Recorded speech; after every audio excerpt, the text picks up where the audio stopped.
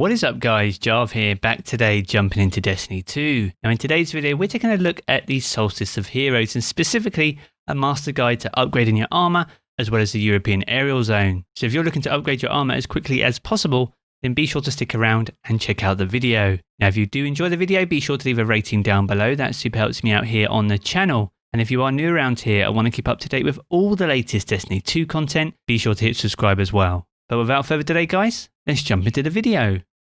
Another year and another summer solstice is upon us, and upon tomorrow's daily reset, we gain access to the new Solstice of Heroes. This is an annual celebration that allows us to visit the European aerial zone as well as collect key fragments and open Solstice packages to get new Solstice of Heroes armor. Now to kick off the event, we'll need to visit Eva Levante over in the tower. She'll grant us our first set of Solstice of Hero armor, and this will be the blue renewed set. Now an important thing to remember is to progress any of the requirements for your Solstice armor, you'll need to have the relevant armor pieces equipped. By having them in your inventory alone is simply not enough to progress any of the requirements. And once you have your first armor set, you'll gain access to the European aerial zone. This was an area that was introduced with the last Solstice event, and it's a fairly large area that has multiple races of combatants that we can encounter along the way.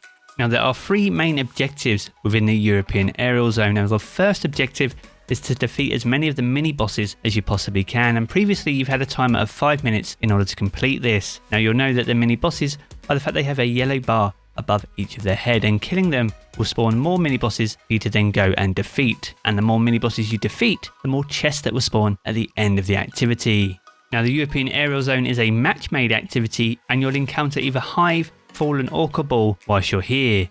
And once you've defeated as many mini bosses as you can within the time limit, you'll now have to defeat a main boss in the main area. And with the previous event, there was some Prismatic taken bosses that would spawn during the final boss encounter, and you have 2 minutes in order to take these out. Doing this though didn't grant any extra rewards, so it will be interesting to see if that's changed at all this year. Now if you're able to successfully take the boss out, you'll gain access to the treasure hunt, where we have to go collect chests as quickly as we possibly can. There's a brief period after defeating the boss, we'll quickly see all the locations of the chests in the area. However, this won't last very long. You'll need to remember their locations the best that you can. Now when you open chests, you'll gain access to the Solstice packages and also some Solstice key fragments as well. Now for each package that you gain, you'll need 15 key fragments in order to open them. Now previously we've seen planetary materials and enhancement cores drop from these packages, but it's well worth holding on to these until you have your final Solstice armor set, as armor can also drop from these packages, and this will allow you to have a better opportunity on getting high stat rolls on the final armor pieces. And one final piece to remember is the elemental burn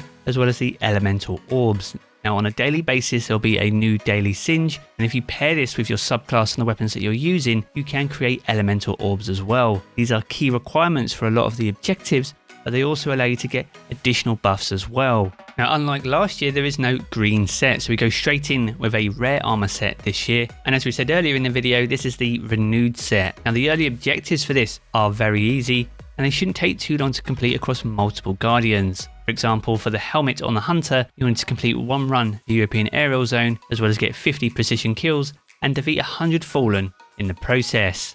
Now as I said, there are 3 versions of the European aerial zone, so as long as you make sure you have the fallen version, then 100 fallen defeats shouldn't take too long either. Now whilst that is the specific requirement for the hunter helmet, all the other classes have very similar requirements. However, they will either vary in elemental burn or the race of combatant that you'll need to defeat in order to complete that requirement. So for example, for the Titan, you'll need to complete one run of the European aerial zone, 50 precision final blows as well, but you will need to defeat Hive this time in order to complete the helmet objective. And for the Warlock, it's exactly the same, except you'll need to defeat Cabal in order to complete the helmet's objective. Now in order to grant the most effective progress in completing all the objectives for your armor, you want to make sure you have your armor equipped as often as possible to allow you to complete as many objectives simultaneously as possible, as a lot of these overlap and can be completed side by side. Now some of the key objectives you want to go for first are some of the most time consuming ones, things that you have no control over, things like completing a set amount of strikes or set amount of Gambit or Crucible matches. Each class has a requirement of 5 strikes or 5 Gambit matches as part of the renewed set, so be sure to start there with your full armor pieces equipped to make sure that you're completing as many of the other objectives as you possibly can. So those are a few hints and tips for the renewed set. As I said, you should be able to complete most of these within a handful of runs, and if you compare together with some fire teams in order to complete these together, then it shouldn't take you too long to complete the requirements for the renewed set at all. Now the legendary Majestic set has some larger requirements, things like 2,000 defeated enemies with elemental damage and things like 10 gambit matches as well. Now as with the previous set, I would most definitely focus on the things that you can't avoid, things like 10 gambit matches or heroic public events. And much like the renewed set, the Majestic set has a lot that overlaps. So if you're able to get a fire team together and jump into the strike playlist, for example, if you can load into something like the arms dealer strike, you are in a perfect scenario in order to complete as many of these objectives as you possibly can. Now a great example of this is defeating 2,000 enemies with elemental damage,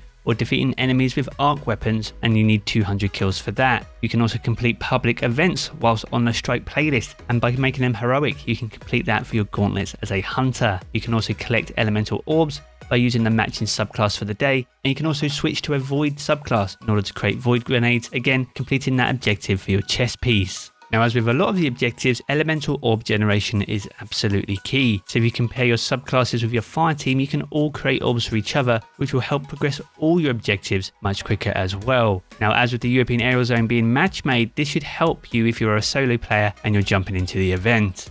Now if you want to track all the objectives that we've mentioned in this video today, I'll leave a link in the video description to shacklenews.com. They've got an article covering all the objectives for all the classes in the game, so be sure to use that to help you progress through the objectives of the event. Now once you manage to successfully complete your Majestic set, which will take a little bit of time, you have the opportunity to go after the Magnificent Glows. Now there is a set objective for each armor piece that we'll need to complete in order to unlock the glow for each piece. Now the objective for the helmet is to complete a Nightfall Ordeal on the Master difficulty. For your gauntlets you'll need to complete a Nightmare Hunt, and then for the chest piece you'll need to complete the Pit of Heresy. For your boots you'll need to get 7 wins in Trials of Osiris, that is 7 wins overall, not on a single passage. And finally for the class item you'll need to complete tier 5 of the Altar of Sorrow 3 times. Now the glows themselves do vary depending on the subclass that you are using, and with the launch of Beyond Light in November, when you equip Stasis, this will have its own exclusive glow as well, so the armor will be very useful throughout year 4, so be sure to keep hold of your Solstice packages until you have your final set, and then hand these in, hopefully farming out some higher stat rolls than any of the pieces you've been granted so far. So there we have it guys, that's a breakdown of the European Aerial Zone and everything that you can expect with the Solstice of Heroes event, the path requirements for each of the renewed and Majestic set, and the specific objectives that you need to complete for your Magnificent Glows as well.